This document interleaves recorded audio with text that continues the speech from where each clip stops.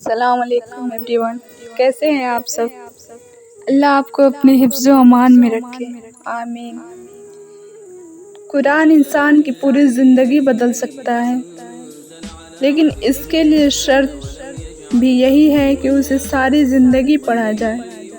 سالوں بعد، ہفتوں بعد یا پھر مہینوں بعد ایک دن اسے پڑھ لینے سے زندگی اچانک سے نہیں بدل سکتی۔ آپ کو اسے روز پڑھنا ہوگا۔ جیسے جب آپ کسی تھراپسٹ کے پاس تھیریپی کے لیے جاتے ہیں تو صرف ایک سیشن سے آپ کو اتنی تسکین نہیں ملتی، اس لیے آپ تب تک سیشنز لیتے رہتے ہیں جب تک آپ کو سارے جوابات نہیں مل جاتے۔ جب ایک انسان آپ کو مطمئن کر سکتا ہے تو پھر سوچو اللہ کیا کچھ کر سکتا ہے۔ جتنا وقت آپ دنیا کے تھراپسٹ کو دیتے ہیں اس سے آدھا وقت اللہ کو دے کر دیکھیں۔ اللہ کے ساتھ روز 20 منٹ کا ایک سیشن لگا کر دیکھیں، آپ کی زندگی خود بخود کیسے پلٹ جائے گی۔ آپ کو بھی علم نہیں ہوگا۔ قرآن نہ صرف آپ کے حالات بدل دے گا بلکہ یہ آپ کو بھی بدل دے گا، اتنا کہ آپ اللہ سے اور اللہ آپ سے محبت کرنے لگے گا۔ آپ ایک ایک آیت کر کے قرآن کو پڑھتے جائیے، اللہ ایک ایک کر کے آپ کے لیے اپنی مدد کے دروازے کھولتا جائے گا۔ جس اللہ نے آپ پر قرآن نازل فرمایا ہے وہ آپ کو ایک اچھے انجام تک پہنچا کر رہے گا۔ اللہ کو منانا تو آسان ہے لیکن اللہ کی ماننا مشکل کام ہے، اس لیے اللہ کبھی کبھار ہمیں زندگی کے اس موڑ پر لا کر کھڑا کرتا ہے جہاں ہمارے پاس کوئی بھی آپشن نہیں بچتا، پھر ہمیں اللہ کی ماننی ہی پڑتی ہے۔ اور یہی ہمارے ایمان کا امتحان ہوتا ہے کہ جس چیز کا ہم اللہ سے دعویٰ کرتے ہیں کیا واقعی ہم اس پر پورا بھی اتر سکتے ہیں۔ اپنی رضا کے لیے تو سبھی یقین رکھتے ہیں اللہ پر، لیکن اللہ کی رضا کے لیے صبر صرف ایمان والے کرتے ہیں، پختہ ایمان والے۔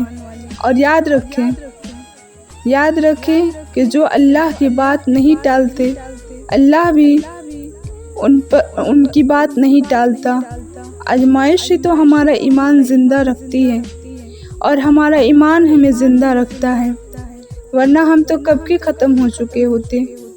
ہر محرومی آپ کا امتحان ہے، اور امتحان میں پاس وہی ہوتا ہے جو استاد کو راضی کرنے میں کامیاب ہوتا ہے۔ تو آپ بھی راضی کر لیں اپنے نگران کو، اپنے اللہ کو۔ اور آپ کیا گمان کرتے ہیں کہ یہ کہنے سے چھوڑ دیے جائیں گے کہ میں ایمان لایا اور پھر آزمائے نہ جائیں گے؟ سورہ بقرہ کی آیت نمبر 45 میں اللہ تعالیٰ فرماتا ہے، اور صبر اور نماز سے مدد حاصل کرو۔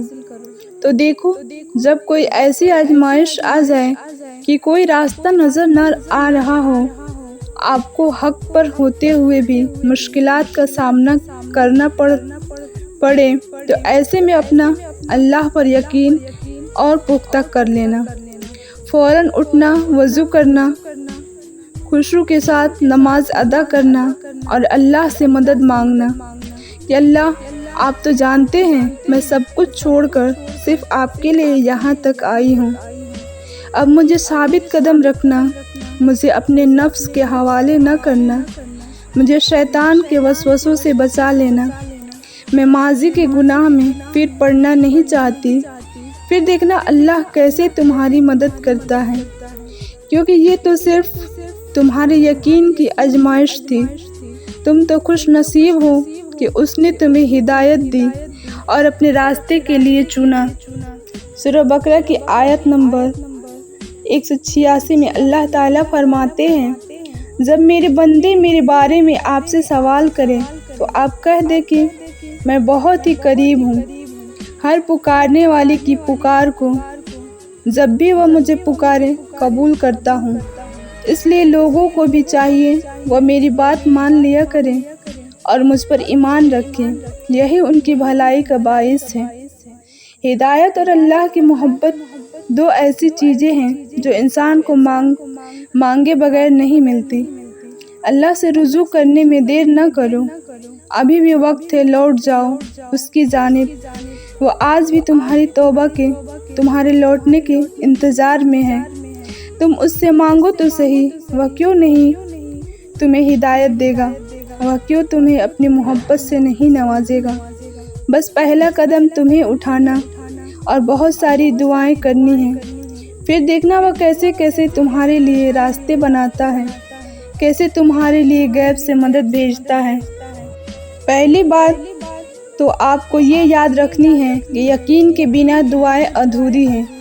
جو مانگ رہے ہو وہ تمہارے لیے دنیا کے لیے ناممکن ہو سکتا ہے، لیکن جس سے مانگ رہے ہو وہ علی کل شیء قدیر ہے، جو اس پورے نظام ہستی کو چلا رہا ہے، جس کے حکم سے سورج نکلتا اور ڈھلتا ہے، جس کے حکم سے صبح شام میں پھر شام رات میں بدل جاتی ہے، جو تمہیں آج تک سنبھالتا آیا ہے، وہ کیسے تمہاری دعا قبول نہ کرے گا۔